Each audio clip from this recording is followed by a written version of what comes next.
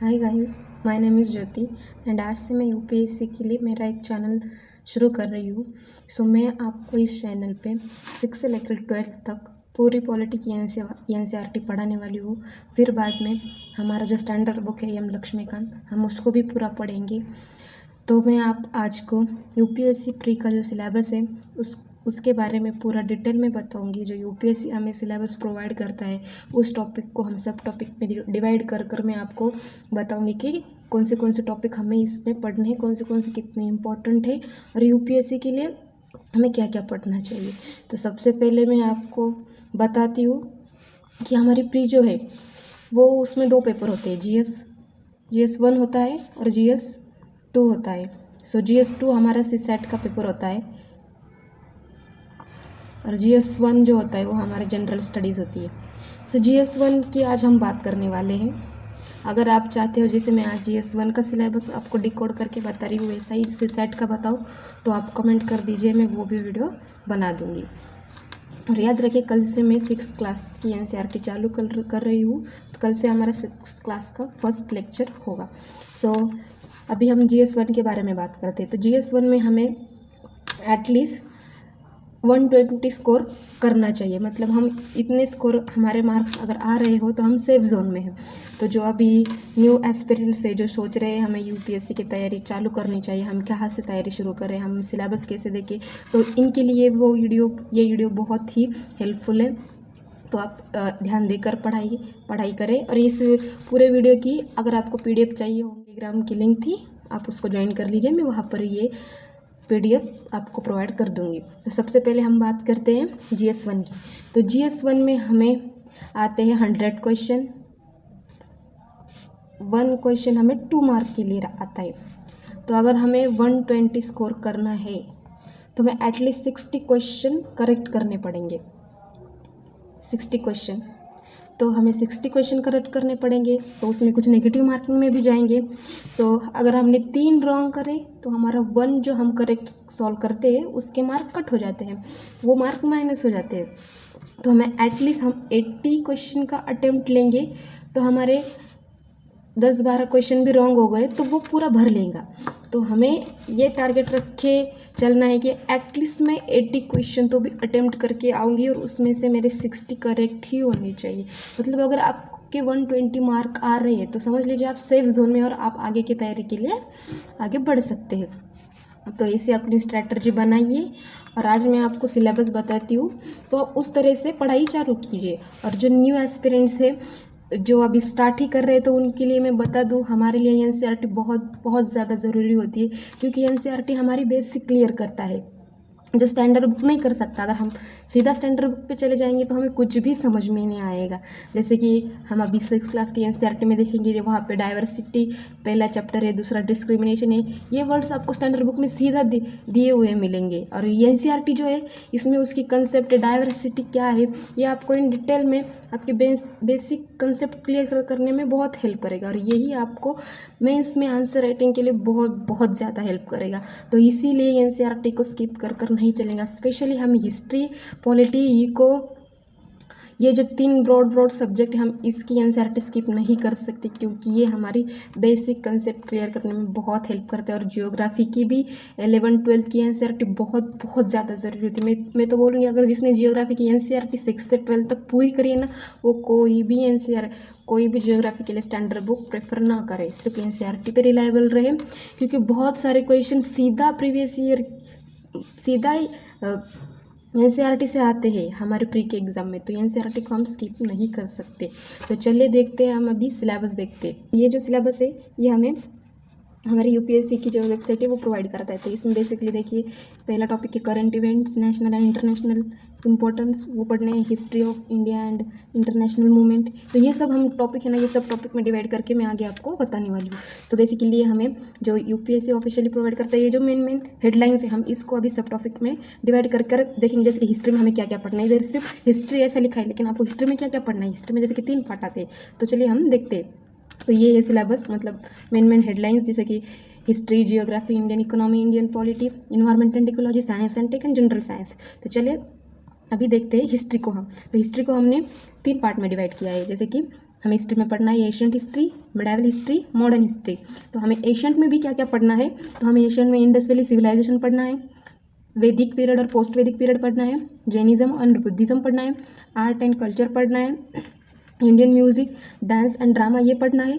और मैं आपको एक चीज़ बता दूँ, अगर आप तैयारी चालू कर रहे हैं तो स्पेशली प्री के लिए अलग पढ़ाई मत कीजिए और मेंस के लिए अलग पढ़ाई मत कीजिए, दोनों को साथ लेकर पढ़ाई कीजिए। और जब आपकी प्री पास आएगी तो स्पेशली 3-4 महीने पहले सिर्फ प्री का पढ़ाई कीजिए, क्योंकि हम ऐसा नहीं कर सकते कि हम पहले प्री की तैयारी करेंगे फिर बाद में मेंस की तैयारी करेंगे, प्री पास होने के बाद उतना टाइम रहता नहीं है। तो जिसको सच्चे में क्वालिफाई करना है वो प्री और मेंस को साथ लेकर ही पढ़ाई करिए, तभी आप क्वालिफाई हो सकते हो, क्योंकि मेंस में आपको बहुत लिखना पड़ता है और उसकी तैयारी हमें प्री क्वालिफाई होने से पहले ही होनी ही चाहिए। वो जो 2 महीने का गैप मिलता है आपको प्री और मेंस के बीच में, वो सिर्फ आपको आंसर राइटिंग के लिए और आपके जो छोटे छोटे टॉपिक बाकी है उसके लिए ही रहता है। उसमें आप पूरा सब्जेक्ट तैयार नहीं कर सकते, पूरे GS1 GS2 आप ये तैयारी ही नहीं कर सकते। तो जो स्टार्ट कर रहे हैं अभी सोच रहे हैं तो आप प्री का तो सिलेबस देखिए, और जिनको लगता है कि मैं GS1 GS2 GS3 GS4 इसका भी सिलेबस में ऐसे सब टॉपिक में डिवाइड करके आपको प्रोवाइड करूँगी, अगर आपको चाहिए होगा तो कमेंट बॉक्स में कमेंट कर दीजिए। तो चलिए देखते। और मिडाइवल में हमें पढ़ना है जैसे कि सल्तनत पीरियड, मुगल पीरियड और मेजर टर्मिनोलॉजी इकोनॉमिक पॉलिसी आई थी वो पढ़ना है, social and religious renaissance in India ये पढ़ना है, नेशनलिस्ट मूवमेंट पढ़ना है, वेरियस चार्टर अकाउंट पढ़ने हैं। तो ये जो चार्टर अकाउंट है ना ये बहुत इंपॉर्टेंट हो जाता है, क्योंकि मेरे खुद के एनालिसिस से ये मैंने देखा है कि हर साल एक तो भी क्वेश्चन चार्टर अकाउंट से आता ही आता है, तो आपको ये करना ही है। और ये पॉलिटी में भी आता है और हमारा हिस्ट्री में भी आता है, तो हमें ये पढ़ना है। ये टॉपिक बहुत ज़्यादा इंपॉर्टेंट हो जाता है। मतलब ये टॉपिक से हम ये श्योरिटी ले सकते हैं कि इससे एक तो भी क्वेश्चन आएगा ही आएगा। बाकी सब टॉपिक से भी आते हैं लेकिन इससे भी आता ही है। और फिर अब देखते हैं जियोग्राफी। तो जियोग्राफी के लिए हमें इंडियन जियोग्राफी पढ़नी है, इंडियन रिवर सिस्टम पढ़ना है। इंडिया का जो रिवर सिस्टम है जैसे कि Ganga river system, Brahmaputra river system, Indus valley, ये जो आते हैं ये हमें पढ़ना है। फिर बाद में इंडियन क्लाइमेट पढ़ना है, नेचुरल वेजिटेशन, सॉइल जैसे कि एलुवियल सॉइल, ब्लैक सॉइल, ये हमें इसमें पढ़ना है। फिर क्लाइमेटोलॉजी, ओशनोग्राफी में हमारे आएंगे cold current, hot current, current movement, ये सब आते हैं इसमें, तो ये भी हमारा NCERT से कवर हो जाएगा। फिर बाद में हम देखते हैं Indian polity. So Indian polity में ये हमें पहला पढ़ना है की features of preamble and schedules, फिर फंडामेंटल राइट्स एंड DPSPs। ये जो टॉपिक है ना ये हमारे NCERT में भी कवर होंगे और हमारे स्टैंडर्ड बुक में जो M लक्ष्मीकांत उसमें भी अच्छे से दिए। अगर आप डायरेक्ट स्टैंडर्ड बुक पे जाएंगे तो आपको कुछ भी समझ में आएंगे, इसीलिए आपको NCERT करना बहुत बहुत ज़्यादा इंपॉर्टेंट होता है। तो सबसे पहले NCERT को कवर कीजिए, फिर बाद में स्टैंडर्ड बुक पे जाइए, जिससे कि आपको ईजी होगा पढ़ने में। तो फिर हमें इंडियन पार्लियामेंट पढ़ना है, जुडिशरी पढ़नी है, constitutional and non constitutional bodies and institution पढ़ना है, जैसे कि नीति आयोग हो गया, ये सब हमें इसमें पढ़ना है। फिर public policy, constitutional awareness and official issues, और इन सब से रिलेटेड जो करंट अफेयर में भी चल रहा होता है वो भी हमें इसके साथ ही पढ़ना होता है। तो करंट अफेयर को भी हमें अच्छे से पढ़ना होता है।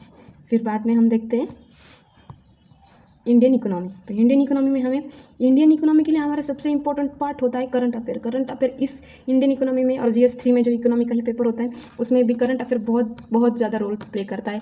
इसमें ज़्यादातर करंट के रिलेटेड ही क्वेश्चन आते हैं, और हमारे बेसिक जो होती है वो money, banking and capital market, physical policy, foreign trade and exchange and support, budget and economic survey जो करंट ईयर का जो है आप जिस साल में एग्जाम दे रहे हो उस साल का, और फिर गवर्नमेंट स्कीम जो न्यूज़ में रहती है, जो हम करंट अफेयर पढ़ते हैं वो गवर्नमेंट स्कीम हमको करनी पड़ती है। जैसे कि मनी के रिलेटेड कोई न्यूज़ में टॉपिक होगा तो हमें करना पड़ेगा। ऐसे इकोनॉमिक में करंट से रिलेटेड क्वेश्चन आएंगे हमें।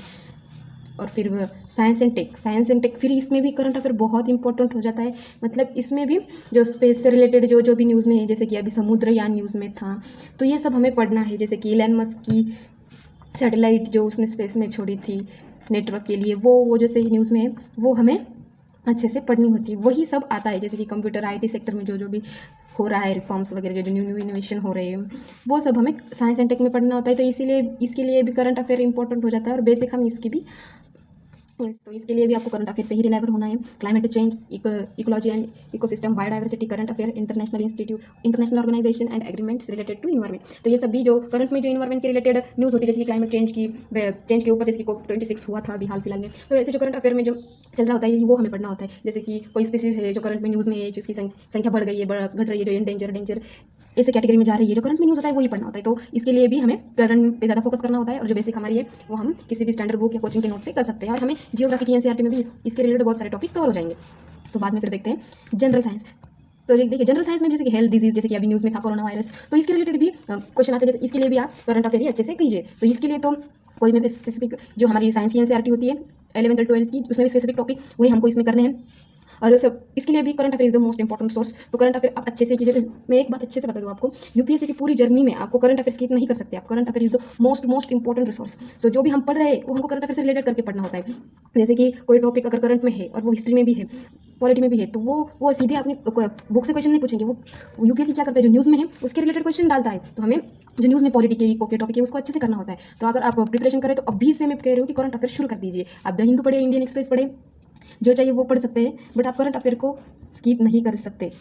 किसी भी मतलब जैसे कि मंथली मैगजीन आती है, आप वो भी फॉलो कर सकते हैं। मंथली कंपाइलेशन होता है, वो ईयरली भी कंपाइलेशन आता है, आप वो भी वो भी देख सकते हैं। लेकिन मैं कहूँगी हर रोज़ का करंट अफेयर आप खुद कीजिए, खुद के नोट्स बनाइए। अगर आप अभी शुरू ही कर रहे हैं तो मैं कहूँगी कि ये बेस्ट वे कि आप करंट अफेयर चालू कर दीजिए, क्योंकि स्टार्टिंग में कुछ समझ में नहीं आता है, सब ऊपर से चला जाता है। तो आप जैसे जैसे धीरे धीरे उसमें और ये करते जाएंगे तो आपको समझ में आएगा। तो इसीलिए करंट अफेयर्स को स्किप मत कीजिए। Current affair is the most important है। यूपीएससी की पूरी जर्नी में करंट अफेयर बहुत ज़्यादा इंपॉर्टेंट रोल प्ले करता है। तो करंट अफेयर स्किप मत कीजिए। तो ये सब था आज की वीडियो में, और कल से मैं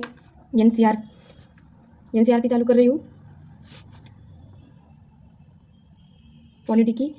तो आपको वो अच्छे से मैं समझाऊंगी, तो आप जरूर मुझे फॉलो कीजिए। और आपको कोई भी डाउट, कोई भी क्वेरीज है, आपको लगता है कि मैं इसी सेट का भी ऐसा ही सिलेबस डिवाइड करके आपको बताऊँ, GS1 का, GS2 का, GS3 का, GS4 का भी आपको ऐसा ही सिलेबस चाहिए डिवाइड करके सब टॉपिक में, तो मैं वो भी आपको प्रोवाइड करूँगी। अगर आपको चाहिए होगा तो कमेंट बॉक्स में कमेंट कर दीजिए। So thank you guys. और आपको ये वीडियो कैसा लगा जरूर कमेंट करके बताइए। और मेरे चैनल को सब्सक्राइब कीजिए, लाइक कीजिए और शेयर कीजिए। और मेरे टेलीग्राम चैनल को जल्दी से जल्दी ज्वाइन कर लीजिए। मतलब जो भी इंपॉर्टेंट टॉपिक, जो मैं लेक्चर की नोटिफिकेशन आपको वहाँ पर आती रहेंगे, और लेक्चर की जो क्लास की PDF है वो भी मैं आपको वहाँ से प्रोवाइड करूँगी। So thank you.